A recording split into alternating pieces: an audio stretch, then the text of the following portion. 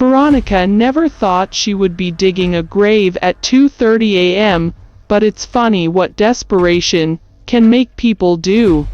She was out of breath and sweaty, her black tank top under her blue flannel shirt clung to her body. Trying to ignore her own odor, she pushed the shovel deeper into the moist soil. She felt her heart skip a beat when the shovel struck something hard, making a blunt ting sound. Veronica looked at her father as she pulled the shovel out of the ground. He crouched down and onto his knees, hastily brushing away the dirt from on top of the coffin. "Move," he muttered as he grabbed the shovel from her and hoisted it over his shoulder. Veronica stepped away only to look up and see the graveyard caretaker staring back at them from across the yard. "Hey! What the hell are you doing over there?" he yelled, making his way towards them. Veronica felt the panic rise like bile up her throat. Roger had managed to open the coffin with the crowbar he'd brought with him. It was an old coffin, poorly assembled with what seemed to be random pieces of wood and nails. "Help me, Veronica," Roger hissed, struggling with the top of the coffin. "Someone's coming, Dad," she replied, getting down beside him. "Just hurry up." With the caretaker approaching fast, Veronica took the crowbar and struck it repeatedly on the coffin, shattering the lid. She could see a man inside the coffin, her insides churning with anxiety. Though he'd been buried for years, he hadn't decomposed at all. In fact, without all the dirt and debris, it merely looked like he had been asleep. But this wasn't the grave of a typical man, she had to remind herself. "Fuck," she heard Roger swear under his breath. "SHH," Roger muttered, taking out the hex bag from his pocket. "Dad," Veronica said with urgency. The caretaker was both bewildered and terrified by what was happening in front of him.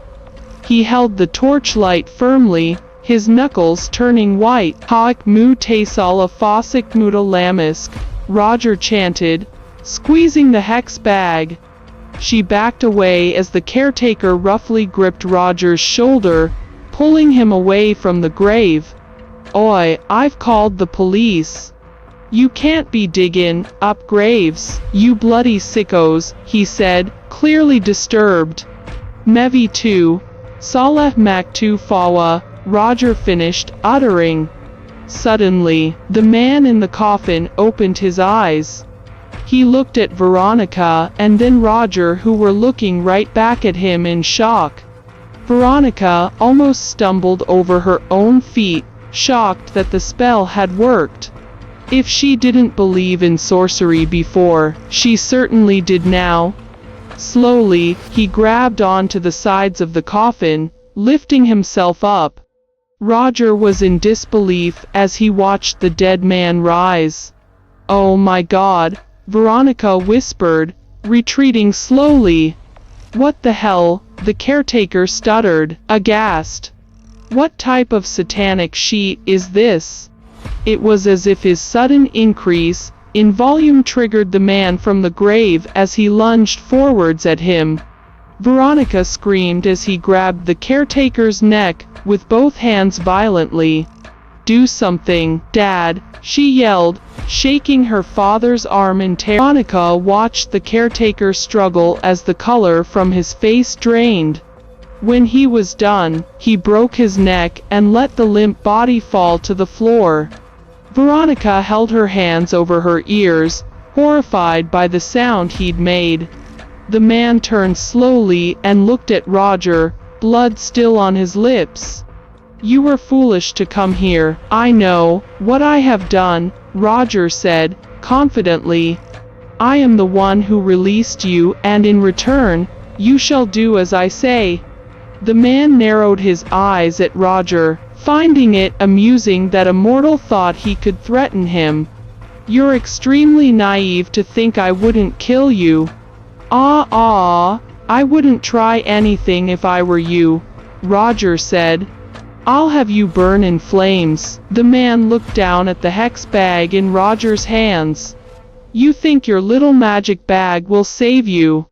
Will let you control me?" He laughed menacingly. Roger squeezed the bag and the man's knees buckled before he fell to the ground. A sharp pain radiated up his legs, rendering him unable to get up again.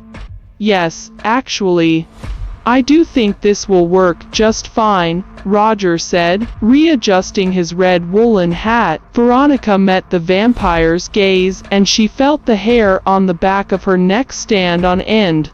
Something about the way he looked at her told her that opening that coffin was a decision that they would come to regret in time. "I own you, Lucius. And you will help me with what I need," Roger said, looming over him.